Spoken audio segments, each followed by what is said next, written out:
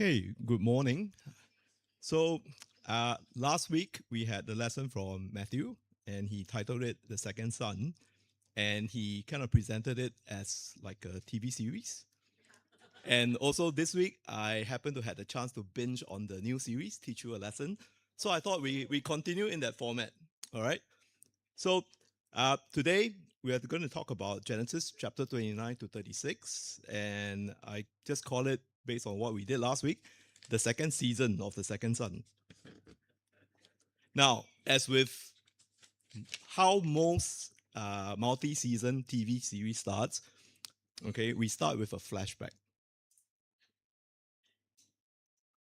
Okay, so basically, we are doing the book of Genesis, and you see that, in the front part of Genesis, chapter 1 to 11, okay, this is a relatively short section, but it covers a very long span of time, okay, and in this 11 chapters, there are many people, quote, nations, okay.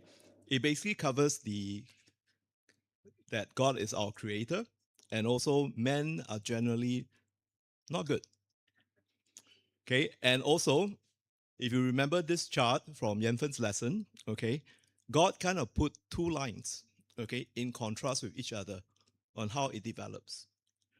Now, here, obviously, one of the frequently asked questions is, why did God create us? Okay, so this is the simplest explanation I found online is this. God enjoyed his relationship with his son so much that he probably wanted a bigger family. So he created us. Now, but the problem with the bigger family is, as you will read in the end of chapter 10, is God was grieved when he created humans because mankind's inclination was towards evil. And he actually said that I regret creating mankind. Okay, and this is where we are at the end of chapter 11. Now, at the end, we know that, he chose Noah. Okay, he wiped out mankind, but he chose Noah to survive. But then, as you can see in the end of chapter 11, Noah, well, after the flood, what Noah did is got drunk, exposed himself accidentally, and the whole cycle that we see in the first 11 chapters repeat himself. So, and then you see this very strange phenomenon. From Genesis 12 to 50, okay, instead of focusing on many people, okay, a long period and many nations, God focused on one family, okay? From Genesis 12 to 50, basically he focused on 4 generations from the first family. And the time is very short, probably a couple hundred of years compared to thousands of years in the first part. And basically from chapter 12 to 36, we are talking about Abraham, Isaac, and Jacob. And from 37 to 50, we're talking about Joseph. So I think sometimes when we look at the Bible, okay, and I have heard this preached that the Bible is basically written to address our needs, okay, like to tell us, if we need love, if we need companionship, if we need meaning, the Bible's written for us for that. But actually, if you look at how the Bible is written, okay, the Bible is written basically to address God's problem, which is basically how do you get a race of created beings to follow God? And nothing illustrates this issue more than the book of Genesis. Because if you look at the book of Genesis, okay, God created mankind. We established that. But mankind did not obey God. Okay, and mankind's inclination is towards evil. And this is basically, the architecture of what God is putting in to address this problem. Okay. So if we dive a little bit deeper into the second part, which is about 3/4 of Genesis, okay, you'll see that, okay, God continues to do the two-line comparison. Okay, you see that here, okay, in 12 to 36, Abraham is contrasted with Lot, okay, their uncle and nephew. Isaac is contrasted with Ishmael. And of course, we know Jacob is contrasted with Esau. It kind of invites you to think, which line are you on? or which line is closer that you can relate to. And you can see that, as the generations progress, the relationship between the two becomes closer and closer. So Abraham and Lot, we know, uncle and nephew. Isaac and Ishmael, stepbrothers. And then finally, when it comes to Jacob and Esau, twins. So this is how Genesis progresses up to here.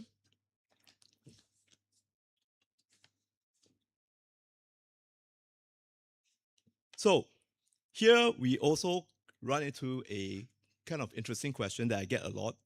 Okay, why did God choose the Jews in his plan? All right. Now we know that the three people in these chapters, okay, Abraham, Isaac, and Jacob, are not perfect. Okay, they are pretty flawed human beings. Okay, so basically, if you look at the case of Abraham, God approached him. Okay, Abraham did not seek out God, but God approached him. Okay, so basically, these three people, okay, God chose them. They had no natural claim to God. They have, and given the flaw that is described in Genesis about what they did, they also have no moral claim. So it's completely, okay, based on God's choice. So why them? Okay. So the three people, despite all their flaws and what they did in their life, had one thing in common. Okay. They believe in God. Okay. You might take this for granted because we keep hearing, Abraham had faith, Isaac had faith, Jacob had faith. But what is this faith about? And what really is this faith talking about? So I guess this is best summarized in Hebrews 11. Okay. Basically, if you look at the story of Abraham, he lived in this city called Ur, which, according to archaeological records, is a pretty prosperous city. They had a lot of infrastructure built. Each house had a very nice fireplace. Okay, so it was that kind of city. And basically, God called Abraham, okay, look, I will make you into a great nation, but you have to leave this place, which is very comfortable, okay, and go out to the wilderness and live in tents. And without asking too many things, Abraham obeyed and went. Okay. And when Abraham was asked to sacrifice Isaac, okay, his only son, and basically he did that. And in Hebrews 11, it explains that he did that because he believed God will bring Isaac back to life. But think about it.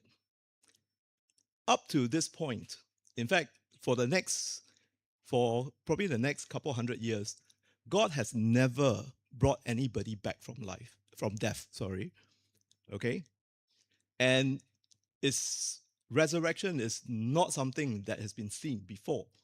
But Abraham believed that God will do that. Something he has never seen, nobody has experienced, never happened in the world. Faith. And the other side of the equation in this incident, Isaac went willingly to be the sacrifice without objection, even carried the wood with Abraham to the place where it's supposed to be sacrificed, and willingly submitted to God. And believed that, despite that, okay, God will still make him a great nation. And we see Jacob, all right? Now, the thing that everybody thinks about Jacob is, okay, he conned Esau out of his birthright, he conned his father from the blessing. But think about it. If he did not believe in God's promises, why take so much effort to con Esau and Isaac? If he did not believe that the blessings from God is precious, why go through such lengths? Not approving what he did, but remember, he must believe that God's blessing is worth going to extremes for.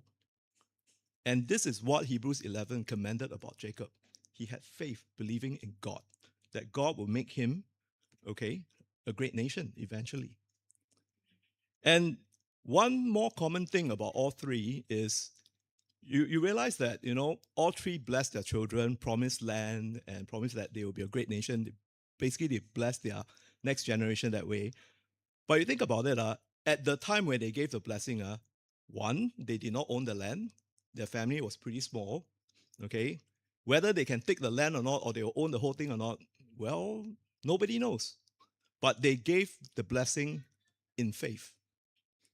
And this is basically why, okay, in Hebrews 11, half of the chapter are on these three guys. Now, why, back to the question, why God chose the Jews? Okay, so this is the best explanation that I read on the net. Okay, I have three kids. Okay, one of the common problems parents have is if I have a bag of chocolate, okay, what is the best way to share it with your kids? Okay, there are two ways, I guess. One way is I give the eldest the bag and say, go share it. The other way is I give each of my kids one piece of chocolate and then, everybody's happy. Now, as parents, we know that, the second method, giving each a piece, is probably the most peaceful method, okay? Because it takes care of everything, no argument. But this is not what God intends. Because if you want to build a family, then I think the first method is probably the best way to go. Because you give the bag to one, you teach them to share, and you teach them the value of a family. And that is exactly what God did when he chose the Jews. God desires a bigger family, desires a relationship with all of us. So he did not give a piece each. Chinese go preach to the Chinese, the English preach to the English. But his plan has been, okay, let's start with the Jews, and the Jews go share it with everybody. And hopefully to create a family from there. So this kind of is the best explanation, okay, that I can find on the net, and it's easy to understand on why, okay, God started with the Jews, and God chose the Jews to actually share his plan of salvation with all nations. And then I always want to say this in this lesson. Previously on Jacob. Okay, last week we talked about in Genesis 25, okay, how Jacob kind of uh, well, cornered Esau in giving up his birthright. In Genesis 27, we saw how Jacob deceived Isaac to give him the blessing that was supposed to be for Esau. And then in Genesis 28, okay, because of all this that he has done, he had to flee from his family because Esau wanted to kill him. He stops at Luz, made a covenant with God, and renamed the place Bethel. Okay, and we pick this up, okay, just a recap again. In Genesis 28, in verse 10 to 22. Okay, I thought this is worth reading because this is where we left off last week. It says, meanwhile, Jacob left Beersheba and set out for Haran. He reached a certain place where he decided to camp because the sun had gone down. He took one of the stones and placed it near his head. Then he fell asleep in that place and had a dream. He saw a stairway erected on the earth with its top reaching to the heavens. The angels of God were going up and coming down it, and the Lord stood at its top. He said, I am the Lord, the God of your grandfather Abraham and the God of your father Isaac. I will give you and your descendants ground you are lying on. Your descendants will be like the dust of earth, and you will spread out to the west, east, north, and south. And so all the families of the earth may receive blessing through you and through your descendants. I am with you. I will protect you wherever you go and will bring you back to this land. I will not leave you until I have done what I promised you. Then Jacob woke up and thought, surely the Lord is in this place, and I did not realize it. He was afraid and said, what an awesome place this is. This is nothing else than the house of God. This is the gate of heaven. Early in the morning, Jacob took the stone he had placed near his head and set it as a sacred stone. Then he poured oil on top of it. He called the place Bethel, although the former name of the town was Luz. Then Jacob made a vow, saying, if God is with me and protect me on this journey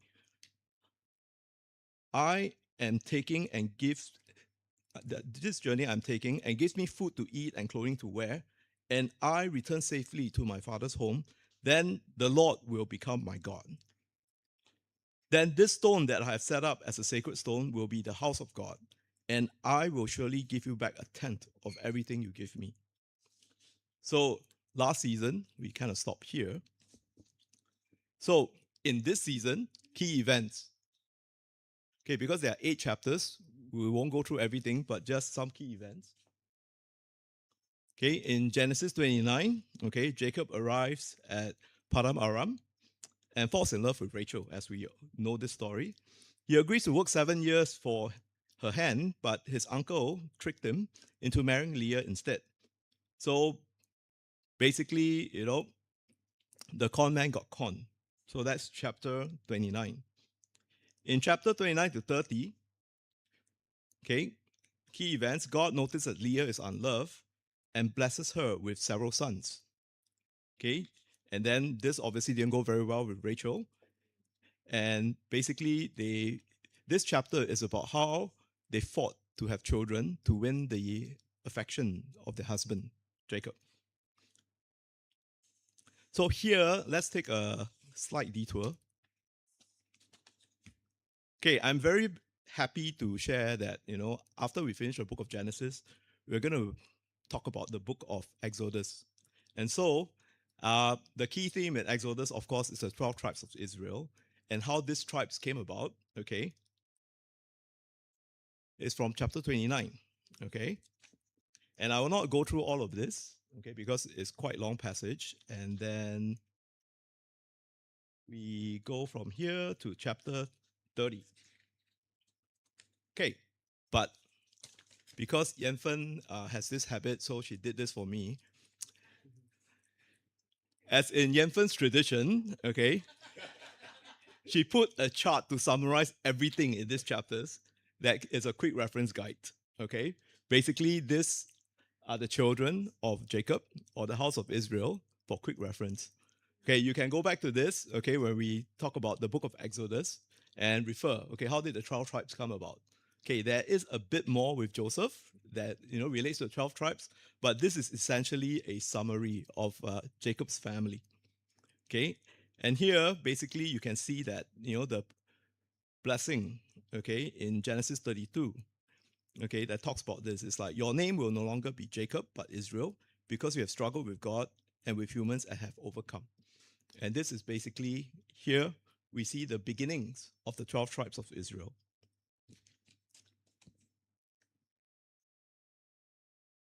Now, going on in chapter 31, okay, after 20 years with Laban, okay, Jacob decided that, okay, things are not going well. Okay, I'm not welcome anymore. So let's go.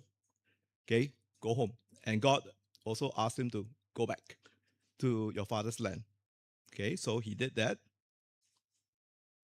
Laban obviously gave chase, but they managed to come to a agreement to divide like the land at Gilead. Says that I will not pass this point to your land, and you will not pass this point to my land. We'll live in peace from there. And then after that crisis is over, okay, Jacob faced the crisis of his earlier doing, basically to meet his brother Esau. Okay, not very he was not looking forward, but he know he had to deal with his brother Esau when he goes back to his father's land. Okay, basically here in this chapter you see Jacob actually is a very smart man. He hedged his bets. He split his family into two in case Esau attacks one, I have the other half.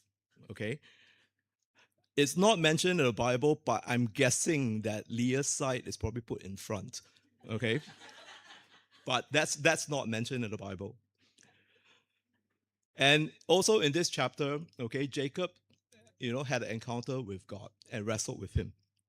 Okay, and here God famously changed his name to Israel, meaning he strives with God.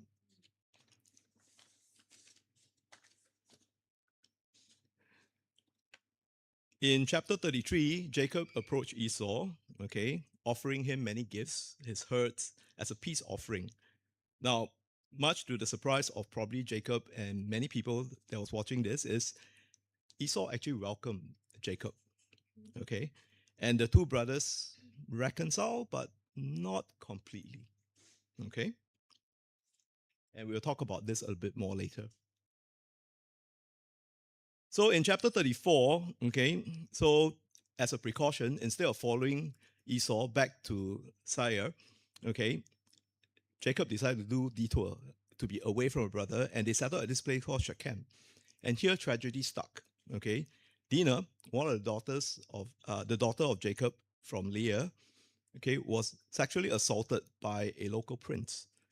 And Jacob's son, in retaliation, okay, attacked the city through deception, killing the man and plundering the town.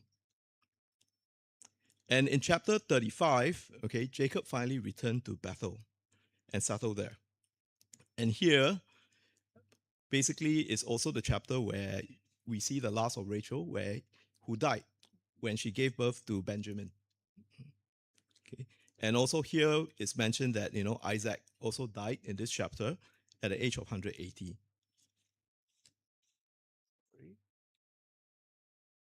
And in chapter 36, okay, it is basically an account of the descendants of Esau. Okay, and that is basically the key highlights of these 8 chapters. So this is the end of the flashback. Season 2, Second Sons. Okay, I titled this season The High Price of Shortcuts. Now, besides devoting 3/4 of Genesis to the family of Abraham, okay, Genesis has also devoted about 11 chapters to the life of Jacob.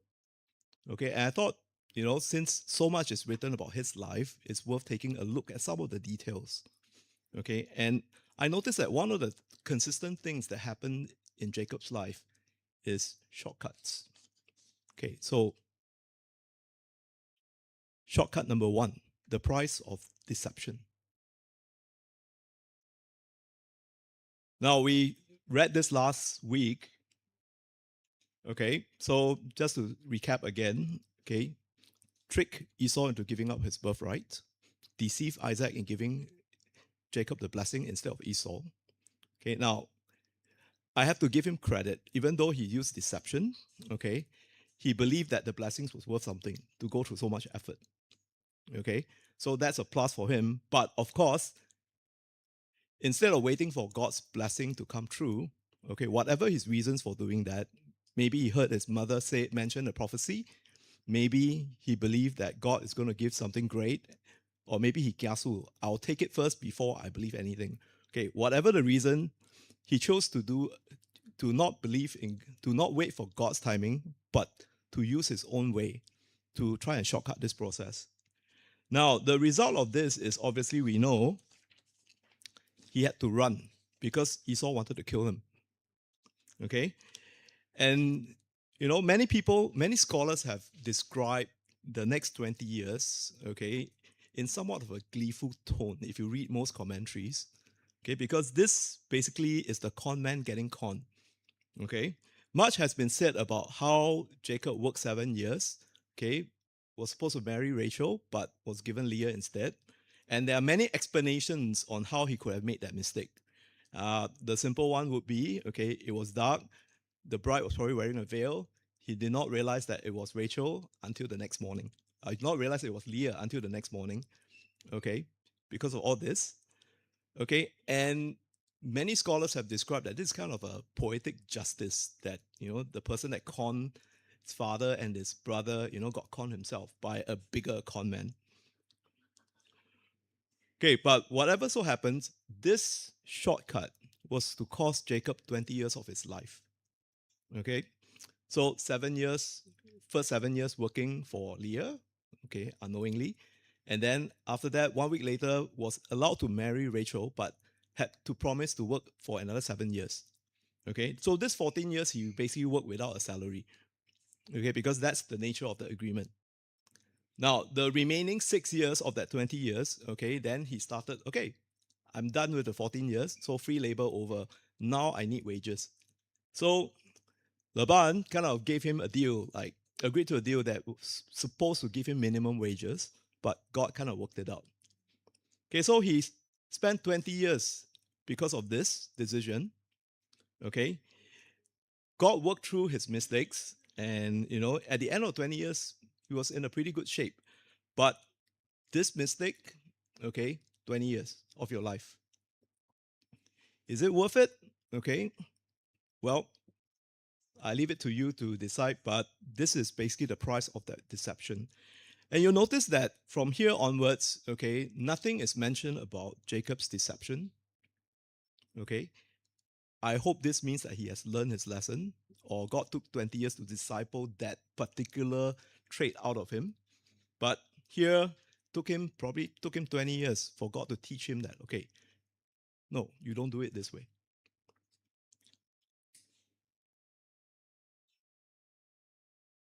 Now, the other part of this deception is basically, when he was asked by God to go back to where his father's land was, this is the elephant in the room. He had to meet Esau, okay, because he conned Esau out of what is supposedly his, okay. And before meeting Esau, like I said, he hedged his risks, okay, divide my family into two, send 3 rounds of gifts, okay, prayed to God, something that, so far we have not seen him do, and wrestle with God, okay. And the result of that wrestling match was, he walked away with a permanent limp the rest of his life. Now, it's very natural to expect Jacob being nervous meeting Esau because, hey, of what he did in Genesis 27. Now, Esau, by all accounts, have forgiven him, but that probably came much as a surprise to Jacob, okay? But basically, this is, the other part of the struggle that Jacob had to go through, okay, because of that initial deception. Now, this was supposed to be a happy ending of sorts, okay? Because, hey, I conned my brother, okay, exile 20 years, come back, okay, brother forgave me. If the story ended there, it would have been a happy ending, but not quite. Okay, so we come to shortcut number 2. Okay, the price of non-reconciliation. Now, things started off very positively. Okay, Esau hugged him, forgave him, invited him to his home. Come with me. Come to my house. We can celebrate. Now, just some context here. Okay, before meeting Esau, okay, he prayed. Okay, wrestled with God. Was given assurance that God will still make him a great nation. Okay, now we pick up here in Genesis 33 in verse 12. It says, Then Esau said, Let's be on our way. I will go in front of you. But Jacob said to him, My Lord knows that the children are young, and that I have to look after the sheep and cattle that are nursing their young. If they are driven too hard for even a single day, all the animals will die. Let my Lord go ahead of his servant. I will travel more slowly at the place of the herds, at the pace of the herds and the children, until I come to my Lord at Seir. Then Esau said, Let me leave some of my men with you. Why do that? Jacob replied, My Lord has already been kind enough to me. So that same day, Esau made his way back to Seir, but Jacob traveled to Succoth, where he built himself a house and made shelters for his livestock. That is why the place is called Succoth. So think about it, okay? The relief he must have felt when Esau hugged him instead of killed him or, pull out a blade with 400 men, okay? But instead of completing the process, okay, going back to Sire, which is a bit far south on the map, okay, he decided to, okay, just for insurance sake, let's not do that. Let's separate and don't tell Esau. Now, think about it, okay? How would Esau have felt, okay, going back to his camp, then probably looking for his brother, waiting for a few days, and then the days become a week, then the weeks become 2 weeks. It's like, where's my brother? And not, and finally getting news that he didn't follow, but he actually went the other side. Okay, those of us on road trips may have this experience. We're supposed to meet here at this rest stop, but somehow the other cars end up somewhere else. Okay, same kind of feeling. And basically, what is supposed to be a positive thing, was somehow not completed. Okay, so forgiven, yes, but reconcile, no, not really. And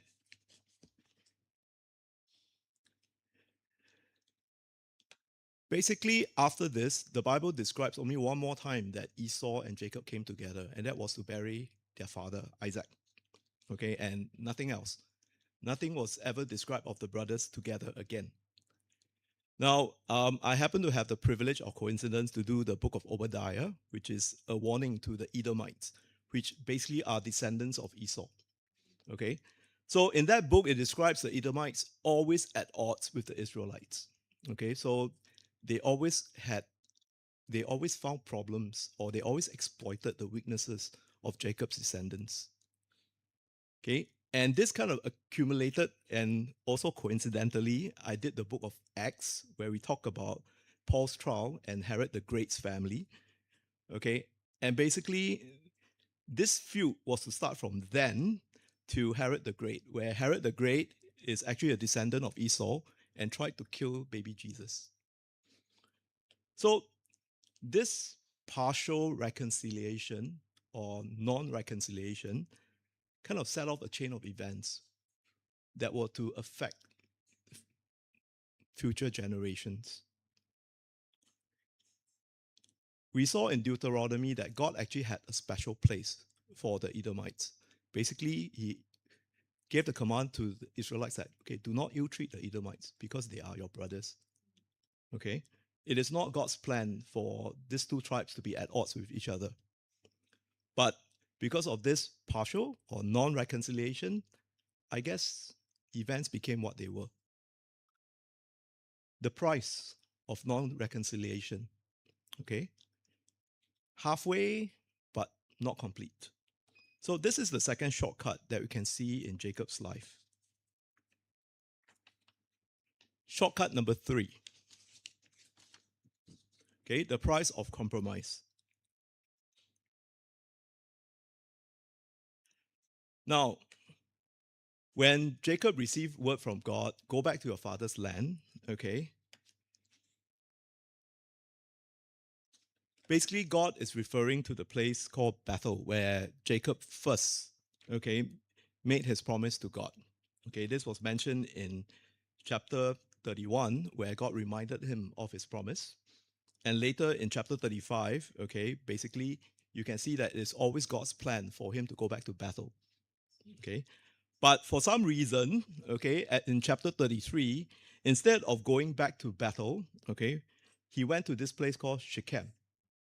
Okay, now Shechem, I looked at the map, okay, it's about 36 miles north of Bethel. Not very far, just 36, maybe a 1 day's journey.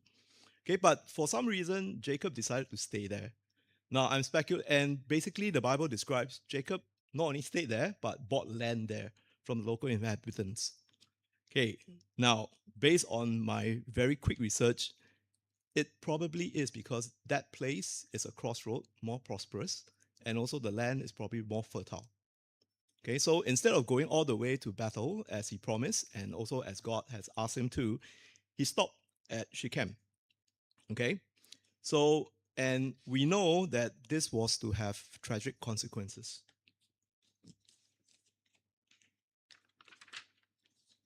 Okay, chapter 33 again.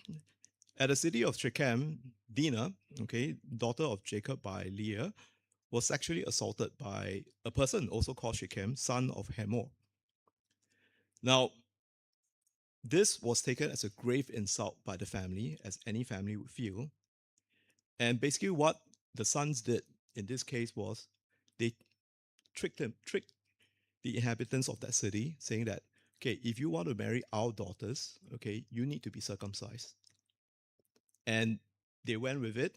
Okay, while they were recovering from the circumcision, which is actually very painful, okay, Simeon and Levite basically went in and massacred the city, killed everybody, took the women and children as slaves. Okay, and this greatly distressed Jacob because this is what is described as his state of mind during then. You have brought trouble on me by making me obnoxious to the Canaanites and Perizzites, the people living in this land. We are few in numbers, and if they join forces against us and attack us, I and my household will be destroyed. Now, we can all speculate that would things have been different if Jacob actually carried out the full instructions from God. Okay, we can speculate, or maybe it's this, maybe it's coincidence, but this is basically what happened. Okay, the price of compromise. Now, you also start to see that this is the first indication we have that Jacob's son kind of took a page out of his playbook.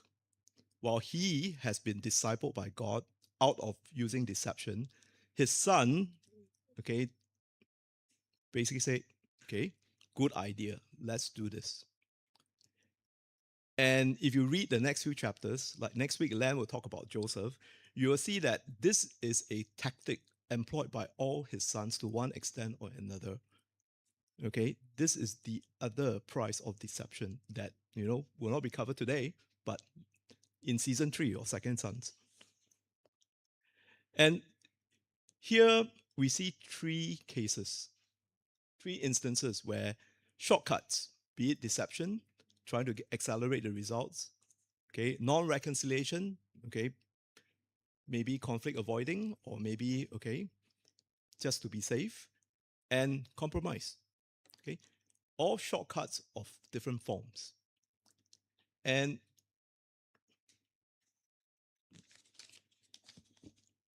I guess the 11 chapters that talk about Jacob's life is best summarized by his own words in Genesis 47. Okay, then Joseph brought his father Jacob and presented him before Pharaoh. Jacob blessed Pharaoh. Pharaoh said to Jacob, "How long have you lived?" Jacob said to Pharaoh, "All the years of my travel, 130. All the years of my life have been few and painful. The years of my travel are not as long as those of my ancestors." Then Jacob blessed Pharaoh and went out from his presence. In KJV, okay, that sentence that Jacob said is, "Few and evil have the days of the years of my life been." Okay, this kind of summarizes Jacob's life, okay, kind of very succinctly.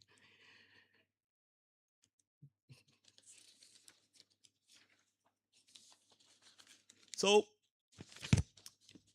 Hebrews 11, okay, basically, we know Jacob had faith in God, okay, but that doesn't mean he was perfect. He had some flaws. He chose shortcuts, okay, in these 3 instances, and did not go the full distance with God.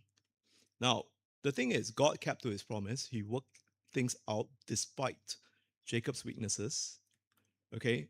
And as I mentioned, subsequent events, the action of his sons, okay, kind of like is a page out of his old playbook. So the question I'll leave you today is, does this describe where we are with God? I don't think, okay, especially the old Christians here, I don't think any of us would outright disobey God, right? Because we know better, okay? From experience, we know that's a very bad idea. But do you fully go the distance with God? And I think this is very critical because for me, at least, okay, being an old Christian and also being a little bit older now, I'm closer to death as I ever been. How will I complete the journey? How will I finish this? Okay, I have been, I can't even say I have faithfully obeyed God's command the last 30 years. Okay, I have tried my best to obey God's command the last 30 years. Okay, how would it be the next 20, 30 years? Okay, shortcuts, okay, the ease of life are all very attractive. But as we see in Jacob's life, okay, just because God worked things out doesn't mean that he spared the consequences of his actions. Okay, and for me, okay, again, by some coincidence, I kind of did a lot of lessons on this particular family. And, I have to wonder, what is God trying to tell me? Okay, I did Obadiah about Edomites, about Esau. I did Acts 17, which talks about Herod the Great. And I'm doing Jacob now again. Okay, what is God trying to say to me? And probably one of the things that God might want to say to me is this. Okay, Finish. Okay, go all the way. Finish. Don't stop. Okay, don't stop and rest. Don't stop and take a break. Don't stop. Go all the way, especially the last stretch. Those of us who've been in marathon will know the last stretch is always the most challenging and difficult because you have exhausted most of your energy and last stretch. Okay, give up now, you're about to finish. So to give up is a bit, okay, kind of pity, but it's really hard to go on. And that describes the stage of life I am in right now. I'm no longer young, as you can see. Yeah, or no longer that young, as you can see. I no longer have as much energy, okay, or drive as when I was younger, okay. But you see, the thing that didn't change is, my promise to God and my commitment to God, okay. But it's getting more and more difficult to execute it, though. And so I think this is a very good lesson for us to think about our lives, okay? Not so much about, you know, what's going on now. I know many things are going on now. The war in Iran, with Iran and US, the economy who may or may not will fail, okay? SpaceX, whether they'll settle in Mars or not. But I think the more important thing is, okay, are we prepared to finish with God? Okay, are we prepared to go all the way as we have done for the last however many years you know God? Okay, because look, shortcuts are always there.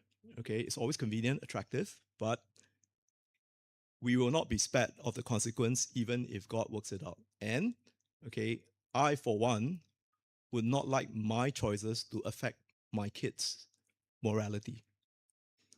Okay, I hope this lesson has been useful to you. So next week, Len will talk about season 3, the story of Joseph. Thank you.